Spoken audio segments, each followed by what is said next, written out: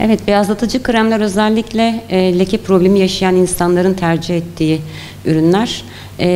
Ve özellikle de yaz aylarında leke tedavisi daha çok gündeme geliyor ama aslında burada en büyük yanlış burada başlıyor.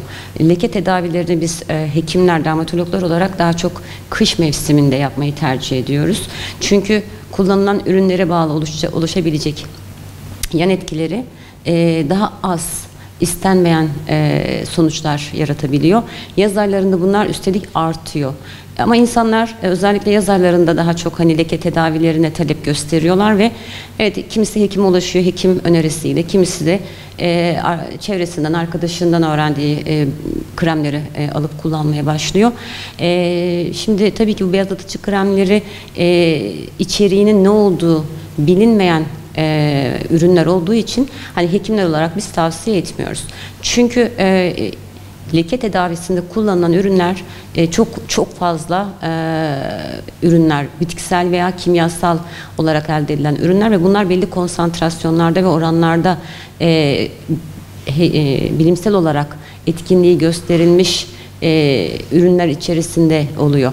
Ama işte orijini bilinmeyen ya da işte tavsiye üzerine elde edilen o diğer kremlerde bunların ne oranlarda olduğu bilinmediği için, ayrıca içerisinde bulunabilecek zararlı civa gibi ya da alerji yapabilecek maddeler de içerebileceği için ve dediğim gibi en önemlisi ne konsantrasyonlarda olduğu bilinmediği için açıkçası her türlü yan etki bekliyoruz yani ve tavsiye etmiyoruz. Zaten son zamanlarda birçok üründe de işte seleze, paraben içermeyen ürünler tercih ediliyor ya da işte civa ya da bazı diğer elementler olabiliyor, kurşun olabiliyor. Yani bu tür ürünler içerisinde ama leke açmada özellikle masum kimyasal ya da bitkisel maddeler olsa bile bunların konsantrasyonları da çok önemli. Örneğin leke tedavisinde A vitamini ya da C vitaminleri, farklı asidik maddeler, alfa hidroksi asitler, beta hidroksi asitler, retinoik asitler kullanılabiliyor ya da kojik asit, trineksamik asit gibi tıbbi olarak bildiğimiz ve etkinlikleri de bilimsel olarak gösterilmiş maddeler de var ama bunlar bile dediğim gibi yaz aylarında biz dermatologlar olarak bile leke tedavisine çok sıcak bakmayız. Bu ürünler bile olsa, bu maddeler bile olsa bu ürünlerin içerisinde yanlış kullanımı ya da oluşabilecek istenmeyen etkilerin yönetimi de yapılamayacağı için lekeyi tedavi etmek isterken, yani küçük bir leke olabilir, hafif bir leke olabilir, çin olabilir, daha büyük leke problemleriyle karşılaşma ihtimalleri var. Özellikle yaz aylarında. Çünkü leke zaten ultraviyole dediğimiz güneş ışınlarının etkisiyle de daha şiddetleniyor. Ya da yatkınlığı olan insanlarda herhangi bir leke, daha öncesinde leke problemi olmayan bir insanda bile uzun süre güneşe maruz kaldığında zaten leke meydana gelebiliyor. Klinik kremler bile olsa, ki bu diğer bilinmeyen, içeriği bilinmeyen beyazlatıcı kremlerde yaz aylarında kullanıldığında özellikle oluşabilecek bir kızarıklık, bir kabuklanma, bir soyulma, ki alerjik kontak dermatit dediğimiz bir takım reaksiyonlar da ortaya çıkabiliyor. Yani normal tıbbi ürünlerde bile bunları biz görebiliyoruz. Oluşan yan etki sırasında ciltte kızarıklık, yanma, kaşıntı, küçük su dolu kabarcıklar ya da daha büyük bül dediğimiz içi sıvı dolu kabarcıklar ortaya çıkabiliyorlar ve bunlar oluştuğu zaman da hasta özellikle ya da kişi, hasta demeyeyim de kişi yeterli korunmayı ya da uygun bakım ve tedaviyi yaptırmadığı zaman daha ciddi problemlerle de karşılaşabiliyor. Oluşan reaksiyonun şiddetine göre değişiyor bu. Ve doğru zamanda ve doğru müdahale tedavi yapılmadığı zaman da elbette daha derin lekeler, yani tedavisi de mümkün olmayabilen lekeler. Örneğin leke tedavisinde sadece kremler kullanılmıyor. Tıbbi olarak işte yine bu beyazlatıcı kremlere benzer şekilde cilde uygulanan kimyasal peeling dediğimiz bazı kimyasal ürünler var. Mesela yazın biz bunları kesinlikle yapmayız.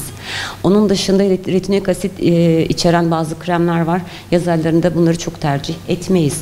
Onun dışında lazer yöntemleri örneğin var. Ama bunlarla bile tedavisi mümkün olmayan daha derin lekeler ortaya çıkabilir.